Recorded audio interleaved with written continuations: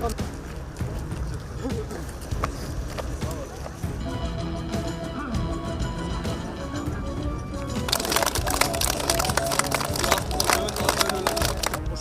тұрасыздарбы? Үшіп ойлайсыңдар бы? Көміріңер бар бы?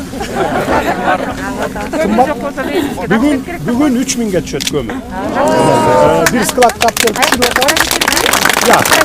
Кара нечен, Бишкек менен складдын адресин билбейм, анан соцсеттерге тиги телевидениеге чыгат 3000ден өкмөт организовать этип атабыз дагы, түшүрөбүз 3000. Бул бай 6000ден сатып аткандар баягы ташып келип сатып аткан камазистер болуп атпайбы. Түшүргүлө десек түшүрбөй койду. Анан өзүбүз колго алып 3000ге түшүрүп иштейли деп атабыз. Сатса алар да 3000ден сатат, болбосо региондорго ташып сатсын да ошондо. Эмнеге чогулуп отурганыбызды билесиңер, а? Кызыл китеп керекпи? Керек болсо анда мындай. Биз бу ТЭЦти ишке киргизебиз. Мына жакын арада иш башталат, жаңы ТЭЦ курулат, газ менен иштеп чыга турган, электр энергия иштеп чыга турган ТЭЦ болот. Жакында баштайбыз. Буюрса 500 мегаватт. Буюрса эмки жылдын аягына чейин, болбосо аркы жылдын ортосуна чейин ишке кирип калат. Анан бу жерде кичине шум болот. Шум болгондо анан бу жакын турган үй бүлөлөр анан кийин претензия койбосоңор болду. Анан бүгүн кызыл китеп алып туруп, анан эмдиги жыл анан кайра митингге чыгабыз, анан токтоттулар дебесиңер болду. Биз ТЭЦ бизге керек. Бүгүн мына дефицит электр энергия, суубуз жок. 10 жылдан бери бир ТЭЦ курулбаптыр. Анын баарын көрүп атасыңар, билип атасыңар мынакей. Бүгүн импорт кылып атабыз электр энергияны. Анан ошон үчүн биз ТЭЦтерди салабыз, Кара-Балтага салабыз, мини гэстерди салып атабыз. Азыр 10 чакты мини гэстерди өзүбүздүн күчүбүз жеткен. Ошон үчүн бүгүн мен өкмөткө тапшырма берем. Ушул жуманын аягына чейин токтому чыгар. Андан кийин аркы жумада энергетиктер калган документтерин жасап туруп, анан кызыл китебиңерди бере баштайт. Ура!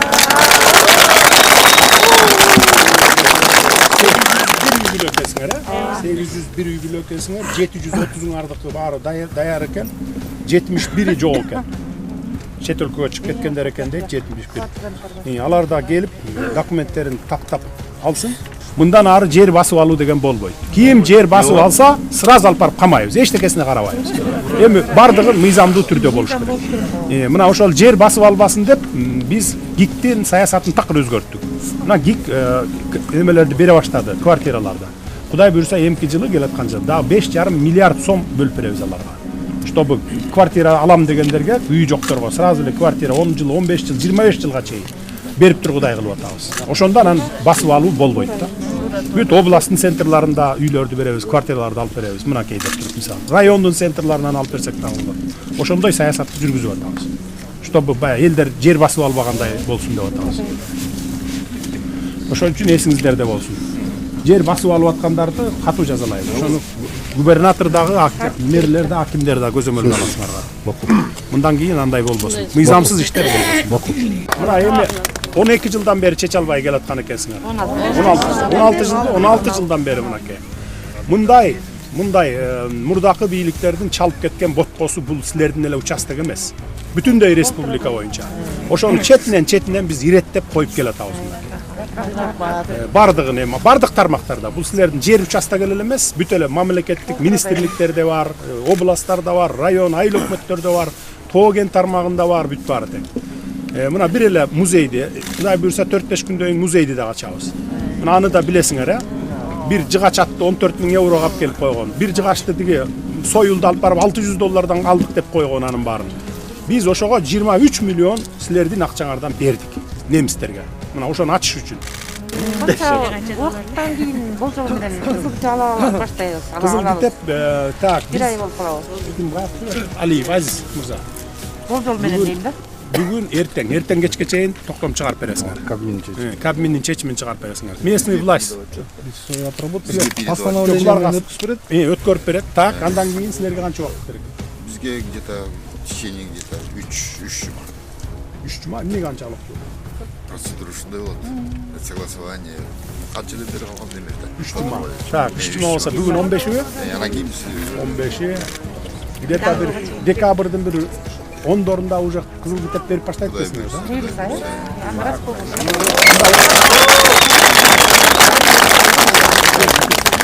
мына жакында шайлоо билесиздер. Эми ушул алдыңкы келе жаткан 5 жылга чейинки акыркы саясий процесс.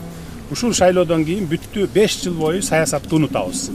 Жергиликтүү кеңеш да болбойт, жогорку кеңеш да болбойт, президенттик да шайлоо болбойт 5 жыл бою.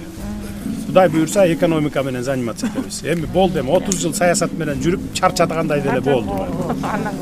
Шайлаганда мына акчага шайлабагыла.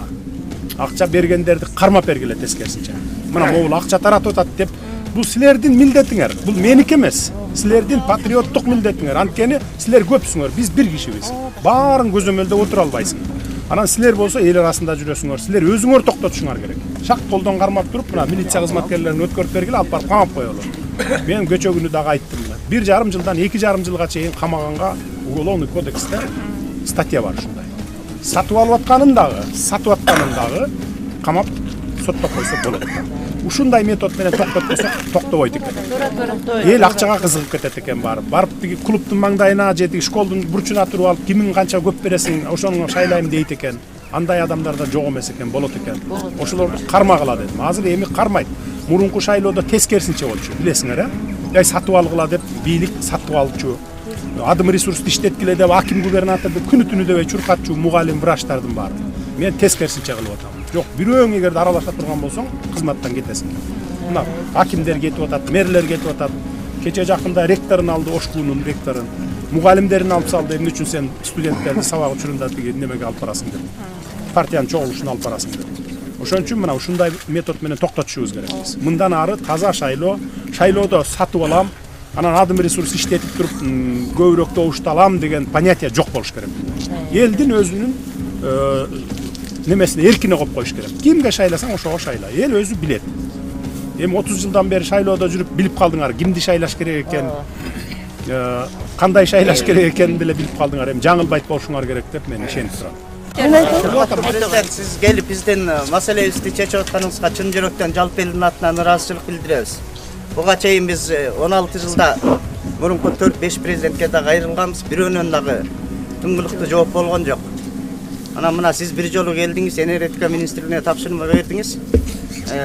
Доскул Жумагулович менен аябай байланышып, бизге ушул министрге дагы чоң ыраазычылык билдирип кетем, жалпы элдин атынан. Мына жаныңызда турат министр. Көп жардам беришти, сиздин бирөө сөзүңүздү эч ким эки кылган жок. Бардык жагынан баары жакшы болду. Бардык ошо бизге чуркаган тиешелүү кызматтардын баарына чоң рахмат. Сизге Алла ыраазы болсун мына. Чыныгы элдик президент ушинтип элдин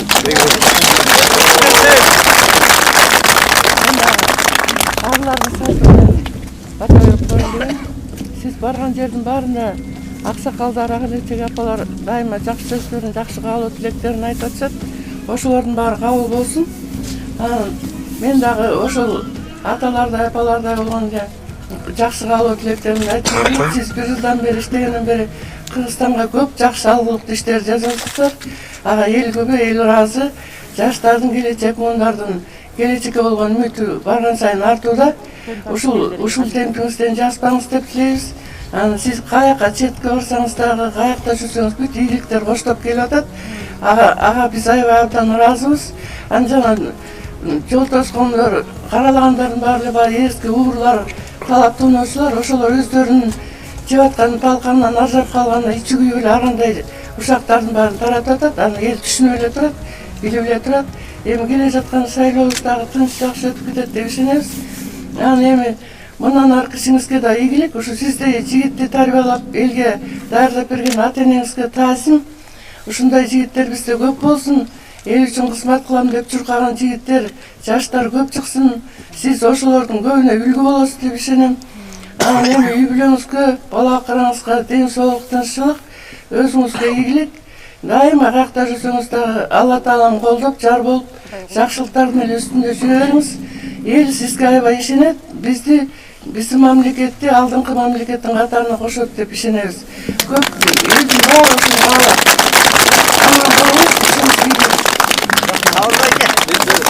Мындай дагы бир көйнөй бар да. Биздин азыр жаш балдарыбыз, биз өзүбүз кош бойлуулар, корукчандар бу горбольницага карайбыз да. Азыр пока Ленинский районунун эмесинде отурабыз да. Анан эгер сокулукка кирип калсак, биз сокулуктардын больницасына, сокулуктун школуна, садигине барышта кичине көйгөй жаратат да бизге ошол аягы да бар. Анан колдон келсе бир чечип берсеңиздер, могу шаарга эле караганыбыз бизге кичине жакшыраак болуп атат да. Сокулукка мейлибиз ба? Сокулуктан ала берелик. Көбүнчөбүз жайгашканы да ушунда болуп атат. Биз бул эмес, дагы бир-эки конуштар убагында Чүй областына берилген болчу да жерлер. Биз айтып атабыз бүгүнкү күндө бергиле бизге, биз алганга даярбыз. Бир гана бир талап болуп атат. Бул деген азыр Сокулук аким менен да сүйлөштүк. Ген планын чийип бергиле, бир чыгым кылып туруп, бир 4 миллионго жакын, 5 миллионго жакын акча каражат болот экен. Чийип туруп бизге Бишкекке өткөрүп бергиле болду. Бизге өткөрсө эле биз ошо общий ген планга Биз эми азыр соңгуч Жо, ушул жерде. Бардын эле четинде туруп атпайбы? Соңгуч бул дагы баягы өткөн келгенде айткан го, баягы мэр байлоо деген мезгилде токтом чыгарып салган экен да. Азыр эми биз аны эмне менен Абегаш менен сүйлөштүк, Икылканбаев менен анын маселени карап чыгайлы. Эгер болсо бизге деле удобный болот экен. Ал маселени азыр биз ген план кандай кылабыз, каяктан акча каражатын баарын карап чыгып анан ошону карайбыз. Сотсузлугулар Бишкектен алып атат. Мындай болду, сизге мыйгылам. Бул өзү негизи Бишкектин эле чекесинде турган. Ошол экен да. Сокулукка алыс мисалы. Давайте өткөрүп бергиле. Акчасын канча 4-5 миллион сом өткөн, 4-5 миллион сом чечип бергиле давайте. Буякка.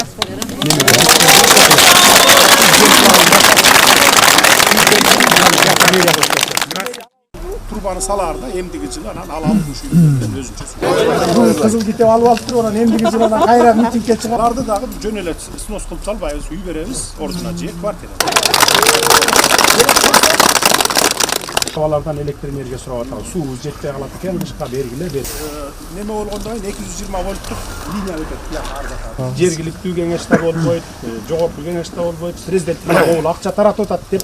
Бул силердин милдетиңер. Бул меники эмес.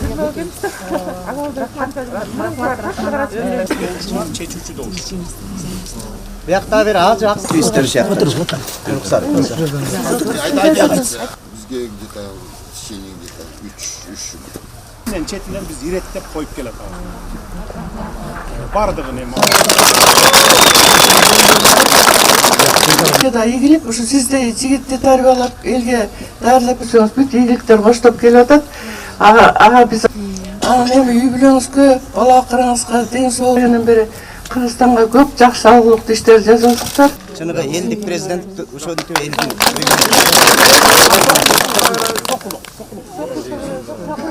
Ушул жаңы конуштардын ичинде бизде 30 жылдан бери чечилбей келаткан. Отуруп ошондо 50дөн 100дөн бүгүнкү силер сыяктуу. Буюрса 500 мегаватт. Буюрса эмки так колдон кармап туруп 23 миллион силердин акчаңардан бердик. Немистерге. Телевидениеге чыгат 3000ден өкмөт организовать этип атабыз дагы.